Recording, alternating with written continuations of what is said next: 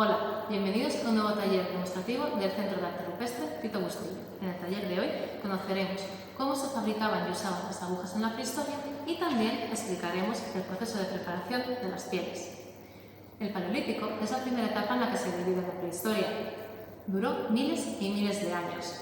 Comienza con la aparición de los primeros seres humanos y termina con el inicio de la agricultura. Su última etapa es el Paleolítico superior, y durante ese momento fue cuando la cueva de Tito Bustillo estuvo ocupada y se realizaron las pinturas y grabados en su interior. Tito Bustillo estuvo habitada por los primeros seres humanos modernos, los Homo sapiens, que eran idénticos a nosotros. Ellas necesitaban protegerse del clima. Durante el Paleolítico se sucedieron diferentes situaciones climáticas, se alternaron momentos de mucho frío con periodos cálidos. La llegada de los primeros Homo sapiens a Europa desde África coincidió con la última glaciación conocida de la Tierra. Fue un periodo muy largo en el que las temperaturas descendieron bruscamente. Esto provocó que el hielo del casquete polar aumentase de tamaño. De hecho, en el momento de más frío, ocupaba un territorio que iba desde el Polo Norte hasta la zona de Londres y Berlín. Las temperaturas eran unos 10 o 12 grados más bajas que las temperaturas actuales, aunque esto dependía de la zona en la que habitaron. Tito Bustillo, como está cerca de la costa, no tendría unas temperaturas tan extremas. Además, este frío afectó también a los neandertales, la especie humana que llegó al territorio europeo mucho antes que los Homo sapiens. Para protegerse del frío era necesario fabricar ropa, y recurrieron al aprovechamiento de las pieles de los animales. Quizás al principio solo usaban las pieles anudadas, pero se piensa que pronto buscarían otras formas más efectivas de unirles. Y así acabaron desarrollando la aguja, lo que supuso un gran avance. Al coser las pieles se consigue que éstas estén más ceñidas al cuerpo y se está más protegido frente a las bajas temperaturas. La aguja conocida más antigua del mundo tiene 50.000 años y se descubrió recientemente en el yacimiento siberiano de Denisova. Fue fabricada con hueso de ave por los denisovanos, una especie humana diferente a la nuestra. Las agujas prehistóricas tienen la misma forma que las actuales y están realizadas en hueso, asta o marfil.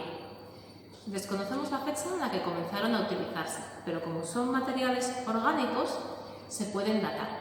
Las más antiguas comenzaron a usarse en Siberia y China hace 45.000 años. A Europa llegarían hace unos 26.000 y se estima que llegarían a América hace 13.000 años. A continuación vamos a ver el proceso de fabricación o cadena operativa de una aguja. Primero hay que escoger el material del que se sacarán las agujas. En nuestro caso es el hueso. Si tenemos ya un hueso que esté roto, se trabaja a partir de las fracturas naturales. A continuación, se usa la técnica de granulado. Se frota repetidamente un fragmento de hueso con un trozo de sílex, por ejemplo, un buril, hasta conseguir que del hueso se separe un fragmento alargado, al que llamamos varilla. Es la base que nos servirá para fabricar la aguja. A continuación, hay que raspar esa varilla con un buril para ir dándole la forma. Para hacer el ojo de la aguja hay que utilizar un perforador o un buril de sílex para abrirlo. Y ya la última parte sería darle el acabado final. Para ello se frota la aguja contra un bloque de arenisca o grés para darle ese aspecto redondeado. Estos pulidores suelen encontrarse en los yacimientos con las marcas de frotación de las agujas. Bien, este proceso que acabamos de explicar es un proceso muy laborioso. En la arqueología experimental se han realizado pruebas y se han necesitado unos 20 minutos para poder fabricar una aguja en hueso. Se supone que agujas como esta que tengo aquí hubieran podido atravesar poros flexibles. Vamos a realizar ahora una prueba. ¿Veis? Traspasa la piel. Y otra teoría considera que se utilizarían punzones de hueso para hacer primero los agujeros y así poder pasar las agujas con más facilidad. Como hilo se podría utilizar elementos naturales, como tendón de caballo, una tira de cuero o fabricar hilos con fibras vegetales.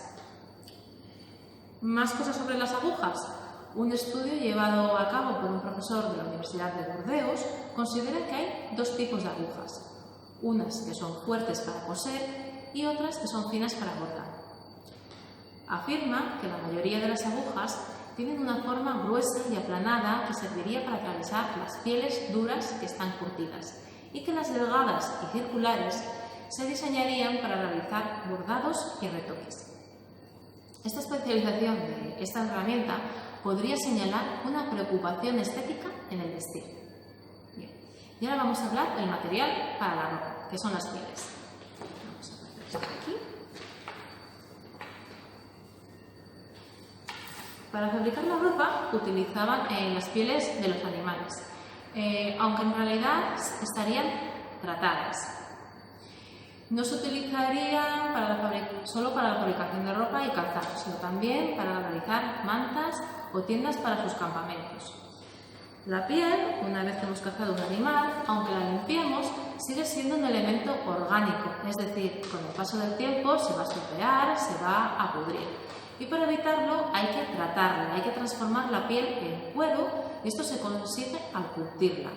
Para ello hay que utilizar los taninos. Estos van a evitar que la piel se estropee por la acción del agua, de las bacterias y además evitará que la piel se acartone y va a permitir que ésta sea flexible para que se adapte a nuestro cuerpo. Y también que conserve sus cualidades para proteger de las bajas temperaturas. Los taninos que se usarían en la prehistoria serían de origen vegetal y podrían extraerse de árboles, de sus cortezas o de determinados arbustos. Además, también se podría utilizar el óxido de hierro. El óxido de hierro no solo se usa como pigmento para las pinturas, sino que es un elemento que también facilita el curtido y la limpieza de las pieles, porque tiene propiedades profilácticas. Incluso se podría utilizar para impermeabilizarlas. Sin embargo, este proceso de curtido que acabamos de mencionar es algo que aparece de forma tardía en la prehistoria. Es probable que al principio, cuando empezaron a usar las pieles, solo las curasen o secasen al calor del fuego. Y vamos a explicar ahora cómo se prepara una piel. Una vez que se ha cazado el animal y se le ha quitado la piel, hay que empezar a limpiar la misma para quitarle los restos de carne y grasa que puedan haber quedado pegados. Para ello se usan raederas o raspadores. Están fabricados en sílex, un material muy duro y muy cortante, de hecho cortan mucho más que un bisturí. Y estas raederas contarían con un borde redondeado para que así no cortaran la piel. Bien, pues se limpiaría la piel, a continuación habría que alisarla y después se dejarían secar. Para el secado se puede hacer de diferentes formas, por ejemplo, dejándola secar en un armazón de madera, aunque también se puede clavar en el suelo. Después de ese secado, como todavía pueden quedar restos de piel y grasa, se humedece primero, se vuelve a colocar en un bastidor, por ejemplo, y se vuelve a raspar otra vez con el raspador o la raedera.